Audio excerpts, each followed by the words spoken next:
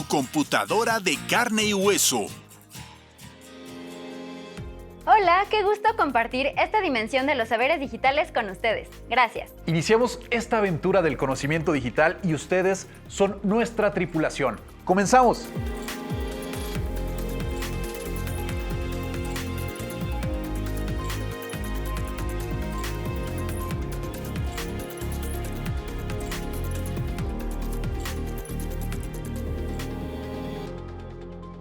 Oye, Alex, ¿alguna vez te has preguntado qué hay dentro de una computadora y para qué sirven cada una de sus partes? Pues sí, la verdad sí, muchísimas veces. Yo creo que la mejor forma de sacarle provecho a una computadora, por sencilla o compleja que ésta sea, es conocerla a detalle, ¿no crees? Sí, seguro. Solamente así podremos saber realmente cómo funciona.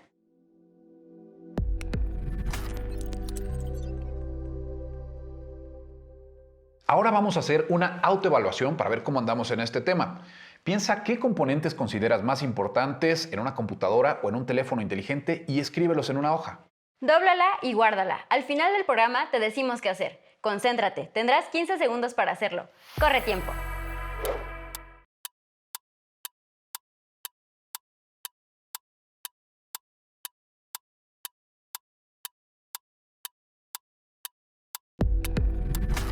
Hardware o software. Shadani, ¿te puedes imaginar un día sin tu computadora? Imposible. Es sorprendente de verdad cómo nos ayuda a facilitar la comunicación y también tareas las más difíciles y algunas que podemos pensar imposibles. Exacto. Hay quienes han logrado aprender idiomas gracias a los tutoriales que circulan en Internet y hasta son gratuitos. Así es, pero para que un programa así llegue a nuestro dispositivo, hay una fórmula que es indispensable. Sí, una íntima relación operativa entre el hardware y el software.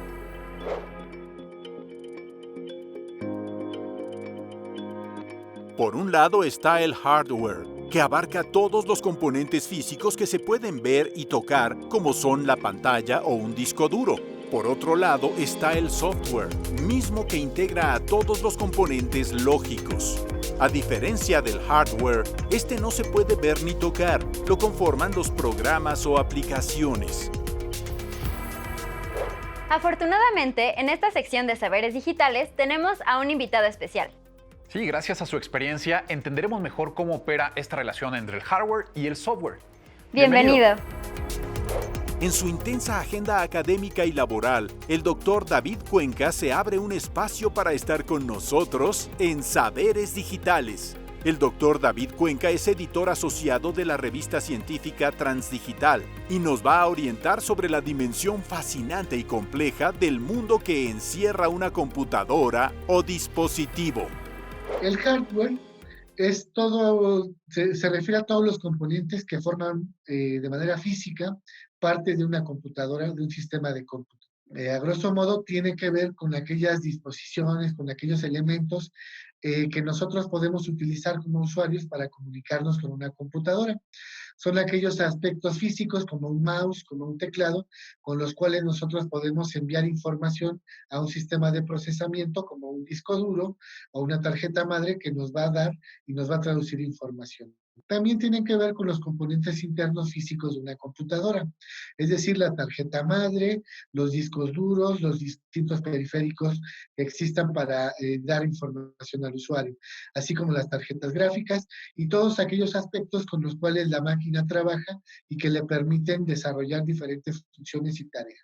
El software son aquellos elementos internos dentro de una computadora, son todos los elementos que tienen que ver con la parte de programación de un sistema de cómputo y que permiten desarrollar diferentes funciones y operaciones lógico-matemáticas dentro de la computadora y que permiten comunicar la información que la computadora trabaja con sus usuarios. El software tiene que ver con todos los programas, toda la paquetería y con toda la programación interna de la máquina, que incluye, por supuesto, programas y paquetes como la paquetería de Office, programas para hacer edición de video, programas para el tratamiento de diferentes aplicaciones que nosotros necesitamos para trabajar dentro de una computadora. Los primeros sistemas de hardware y de software en el mundo eran sistemas muy voluminosos, los cuales llevaban a cabo funciones lógico-aritméticas muy básicas que se traducían al interior de distintas tarjetas perforadas físicas de cartón, con las cuales la máquina se comunicaba con el usuario y el usuario podía ver a través de esos diferentes ranurados información que se traducía en datos e informaciones valiosos para él de acuerdo a sus labores. Gradualmente las computadoras fueron evolucionando, pasando de ser esos enormes cuartos, pasando a la microcomputación, lo cual permitió gradualmente que la comunicación que se tiene con estos sistemas sea cada vez más agradable. A su vez, en términos de software, la propia computación fue gradualmente convirtiéndose en sistemas cada vez más complejos. En sus inicios, el software de las máquinas estaba programado al interior de distintas cintas magnéticas en las cuales se grababa y en las cuales se traducía la información, la cual después era llevada a cabo en las tarjetas perforadas y era diseminada a los usuarios. Por otro lado, al crecer la computación, al llevarse a cabo la microcomputación en los años 80, las computadoras comenzaron a utilizar sistemas lógicos de información a través de sistemas binarios, octales y otros mecanismos de información de forma digital, lo cual les permitió llevar a cabo de forma virtual diferentes tareas y acciones y aplicaciones, como es el caso de procesamiento de palabras a través de programas o paquetería especializada en el tratamiento de distinta narrativa, etcétera, así como poder editar video, poder configurar imágenes, poder conectarse a Internet, usar programas para poder entrar a la red de redes y también trabajar en tiempo real, como sucede en nuestros días, programas gracias a Internet que nos van permitiendo la escritura compartida de forma colaborativa en distintas latitudes. Específicamente si piensas en procesadores hoy en día para las operaciones matemáticas y las demás tareas que hace una computadora, los sistemas de procesamiento, el cerebro de la computadora, están hechos por empresas como Intel o están hechos por empresas como AMD. Son empresas que tienen un desarrollo exclusivo de una parte de la propia computación. También existen otras empresas que se dedican a hacer computadoras para videojuegos, por ejemplo, o para el gaming, como es el caso de Alienware, Nvidia y otras empresas que han desarrollado tarjetas gráficas exclusivas para llevar a cabo la resolución de video y obviamente, para ejecutar en tiempo real diferentes tareas que tienen que ver con lo visual.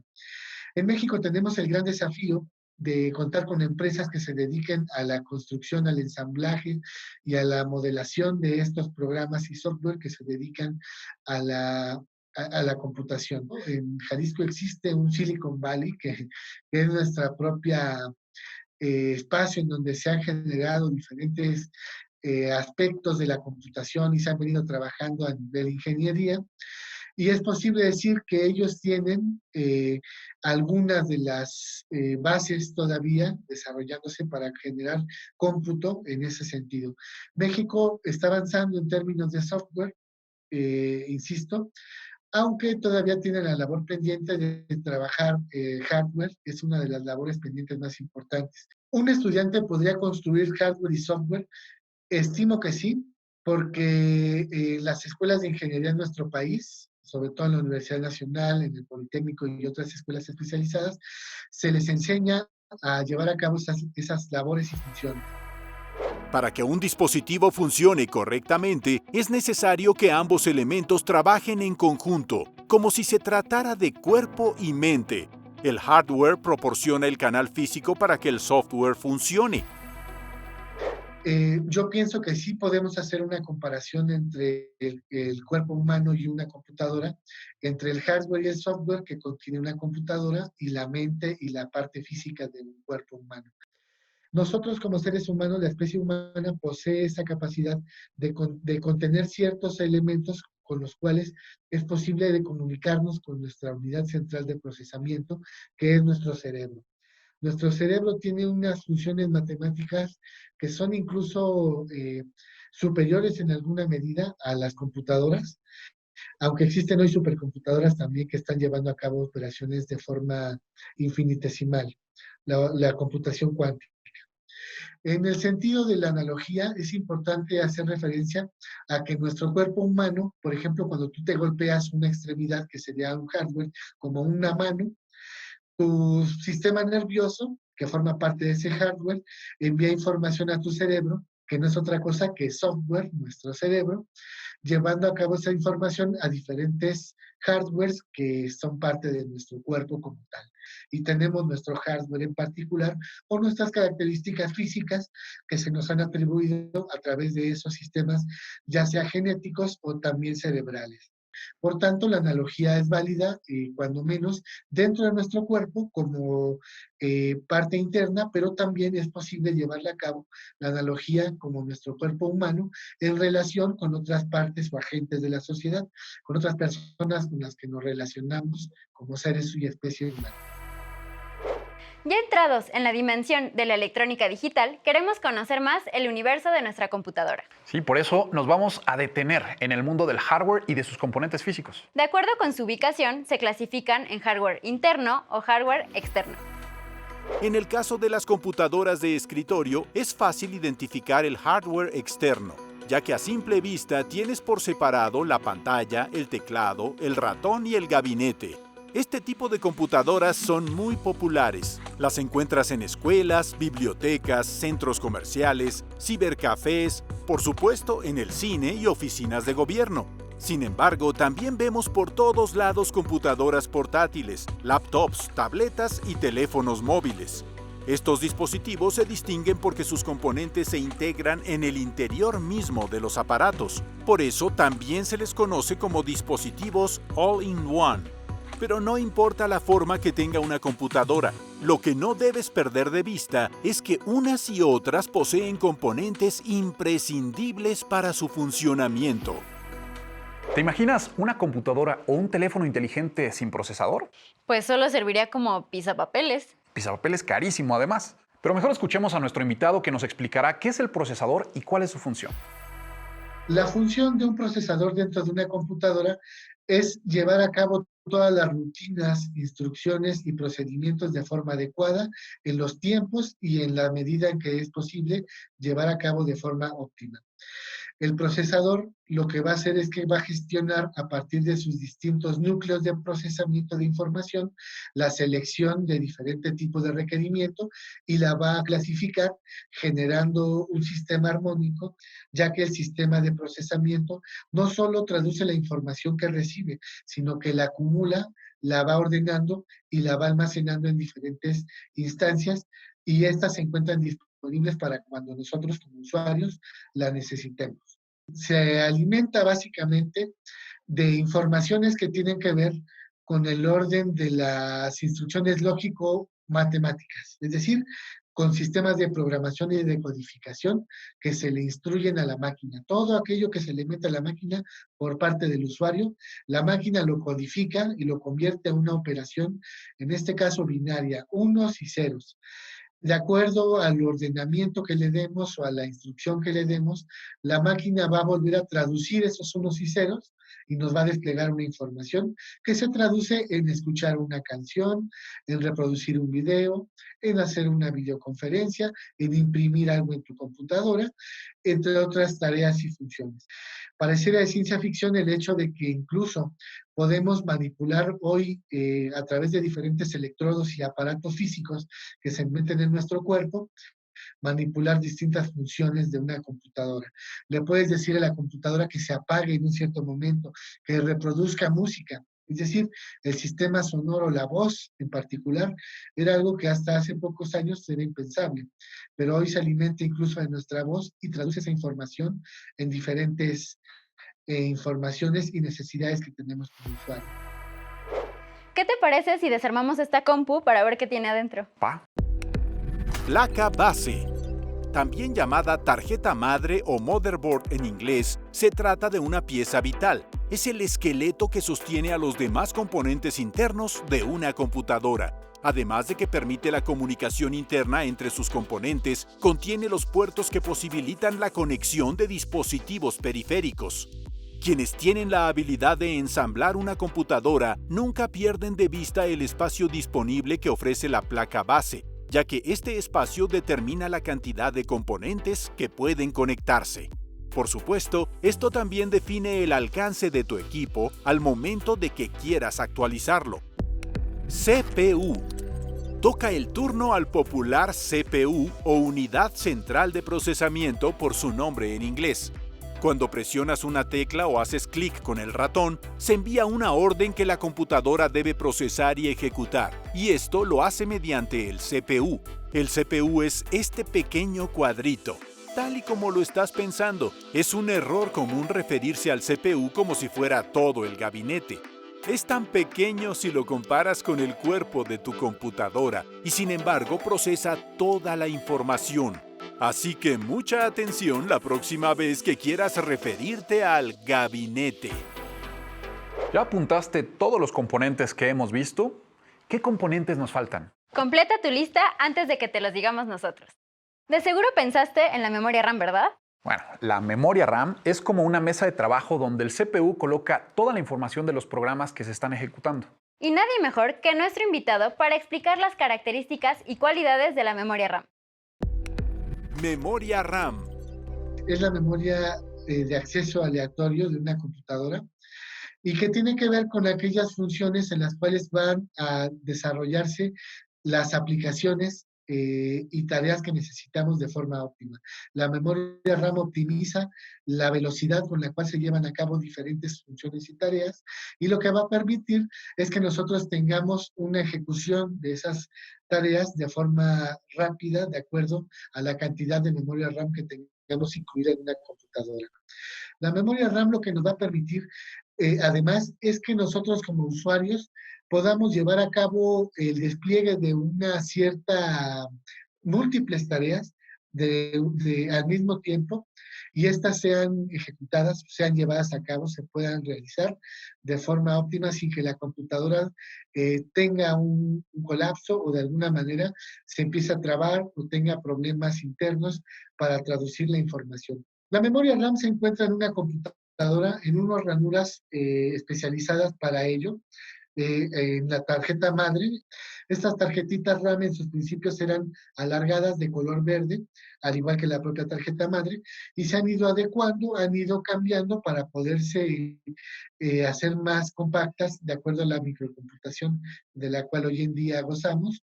Las tarjetas de memoria RAM lo que van a hacer en ese sentido es que van a desplegar una cierta información de video en este caso para poder visualizar la información en tiempo real o en el momento en que sea requerida por el programa o la tarea que estamos desarrollando. Si queremos, por ejemplo, ver un videojuego, la tarjeta RAM, las memorias de tarjeta RAM nos van a permitir de alguna manera procesar esa información de forma óptima. La memoria RAM está disponible en todo momento para que el usuario pueda utilizarla una vez que arranque o se ejecute el software que da pie a un programa o una tarea en específico.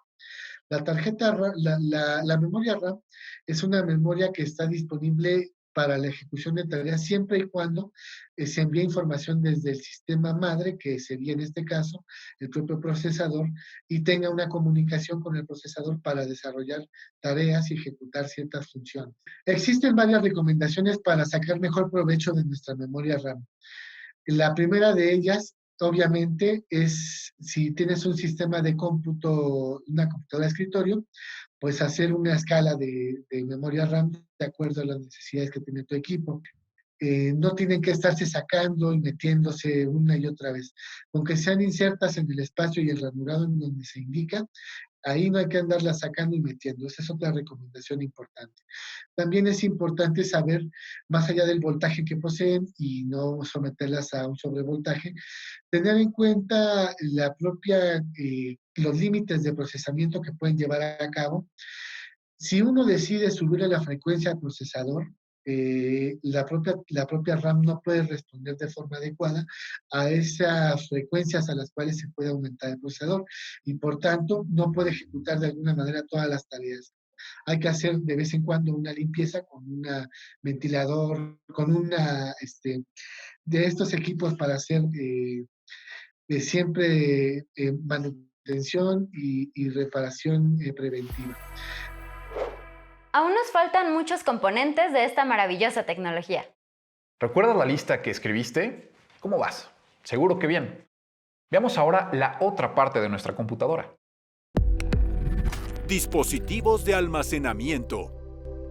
Como su nombre lo indica, los dispositivos de almacenamiento sirven para almacenar la mayor parte del software que necesita la computadora para funcionar, como son el sistema operativo y los programas. Además, guarda todos tus archivos como son fotografías, videos, música, documentos y mucho más. Estos dispositivos están a prueba de tu creatividad e inventiva.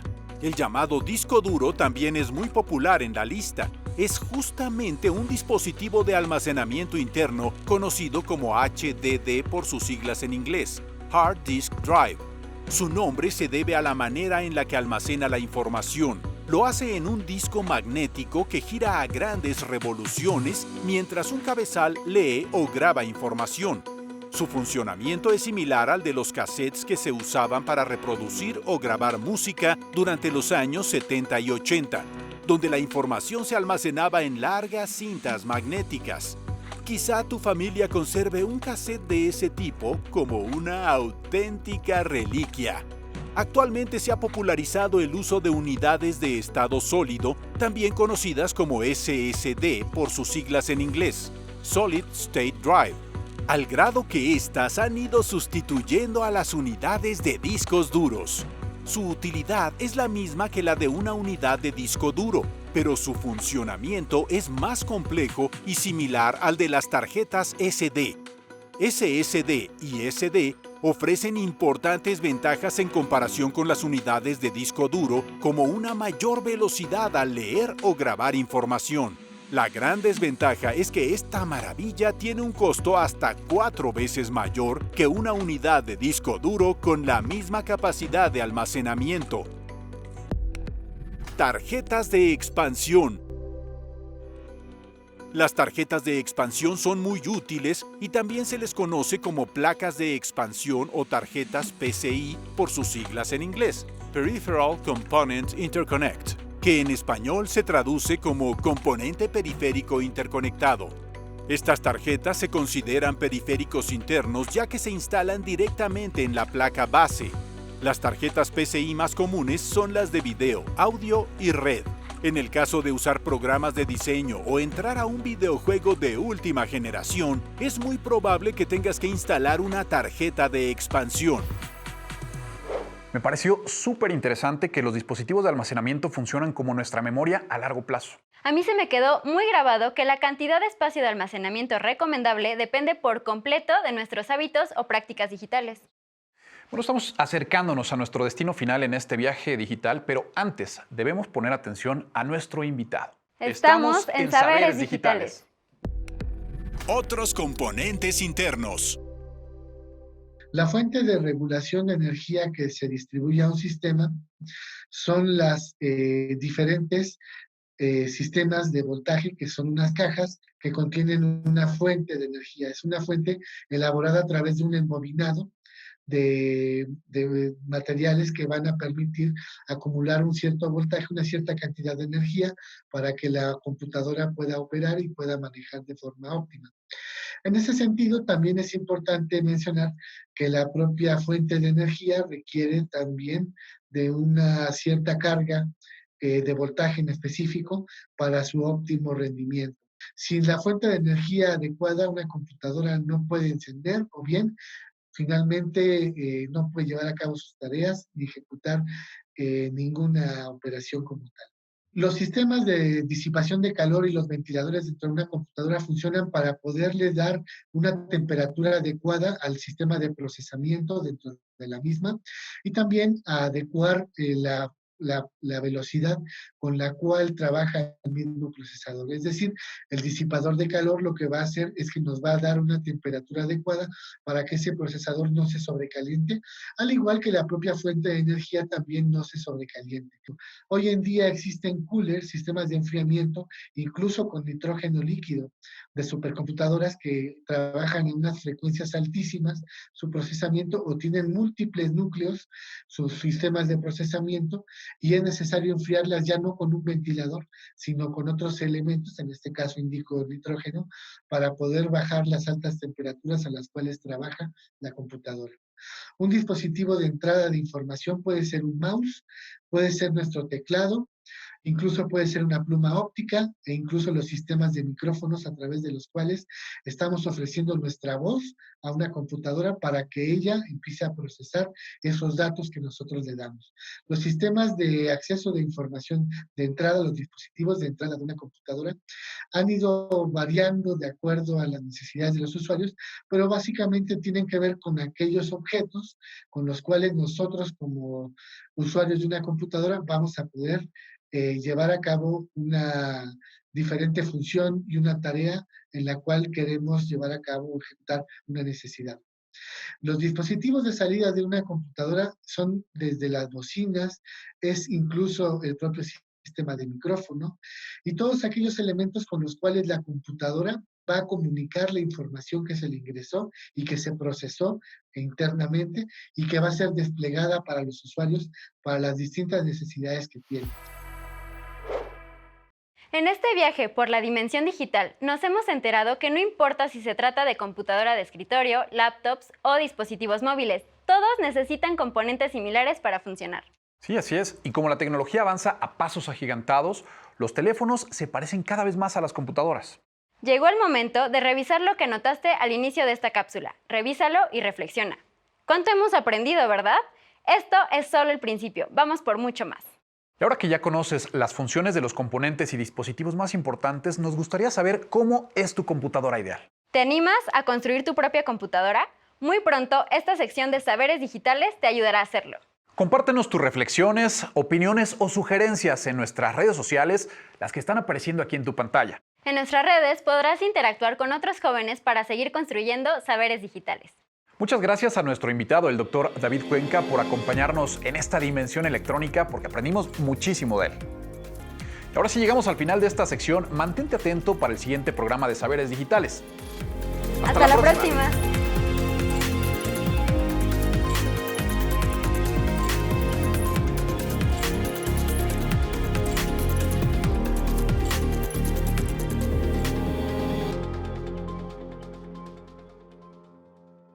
Así, saliendo del interior de una computadora, la edición de hoy de Jóvenes en TV llega a su fin. De Chihuahua a Oaxaca, pasando por el Museo Memoria y Tolerancia y el Museo de la Mujer, fue un viaje donde aprendimos muchísimas cosas. Salud, matemáticas, conciencia histórica, responsabilidad social y hasta un clavado a nuestras computadoras nos echamos en este recorrido. Nos vemos mañana y no olvides que son muy importantes tus comentarios y sugerencias. Escríbenos en redes sociales. Esto fue Jóvenes en TV. Hasta mañana.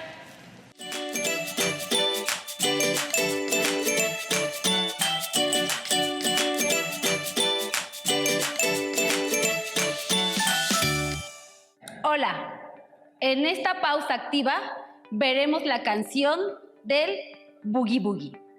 Primeramente, nos vamos a aprender la letra de la canción. Es muy sencillo. Tú vas a repetir después de mí. El boogie boogie, el boogie boogie, el boogie boogie, el boogie boogie. Y vamos a utilizar diferentes segmentos corporales. En este caso, vamos a utilizar la mano. Con la mano adentro, con la mano adentro, con la mano afuera, con la mano afuera. Sacudes tu mano, dale vuelta, con el chipi chipi chip de la media vuelta, chipi chip de la media vuelta. Esa es la canción. Ahora, la misma canción la vamos a ejecutar con diferentes partes de nuestro cuerpo. Tú vas a repetir después de mí.